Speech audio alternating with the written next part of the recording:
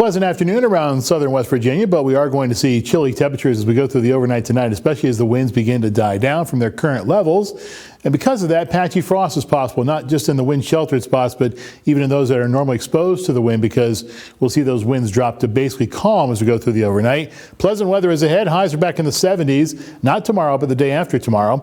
And Easter weekend showers are going to perhaps not necessarily ruin our plans, but certainly maybe make us duck and dodge a few showers here and there. We're tracking a few storms, too. The big question is not if, it's how strong will the storms be and where will those strong storms form.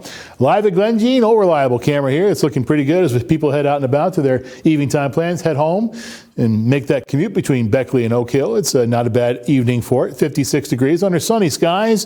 The relative humidity is a very dry 28%.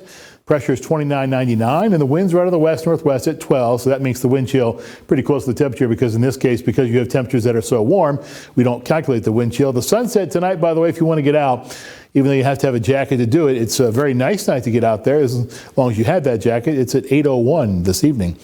63 in Roanoke, 70 in Raleigh, 71 in Charlotte, 67 in Knoxville, and also at Louisville, 66 in Richmond, 61 in Washington, 72 in Nashville. Temperatures pretty uniform around the upper Midwest and Mid-Atlantic as we go through this evening. We'll continue to see them rise up a little bit, though, over the next day or so, ahead of another system which will come at us from the Pacific Northwest and eventually make its way into the middle portion of the country and produce some very rough weather for them. For now, though, it's just a few showers over portions of Missouri and Kansas and some snow. Yeah, lake effect snow, too, actually, over Lake Erie and Lake Ontario, especially Lake Erie as we go through the next day or so, perhaps, as those winds continue to be off of the lake. And that, of course, means the lakes are open for business for some lake effect snow.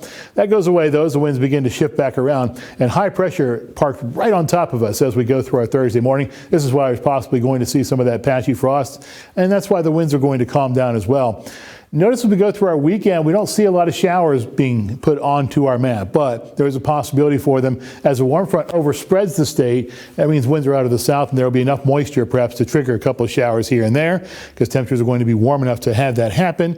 And once the cold front gets here, and this is it right here, we will see that chance for showers make its way through the region, and that'll drop our temperatures a little bit. But this is not one of those Arctic air masses. Temperatures are not going to drop to the 40s and 50s for the highs. Instead, they'll be sitting in the 60s and 70s. Lower 70s, but still the 70s nonetheless. As we go through our Wednesday at 5 o'clock, we're going to continue to see those nice conditions as well. So, Aches and Pains forecast, sponsored by ARH. It's pretty much steady state in terms of the pressures. So it's mostly smiley faces as we go through the next 7 days. Tonight's forecast, 35, mostly clear, cold, and watch out for that patchy frost. Hopefully, if you planted, you hopefully are going to be able to get those plants and cover them up if you need to do that. 7-day forecast, high temperatures, 77, 78, 77, and then it's 64 next Tuesday. Of course, we are going to see that front that I was talking about make its way through the region. But again, this is not a Arctic air mass. So even 64 is not too bad. It's pretty close to where it should be.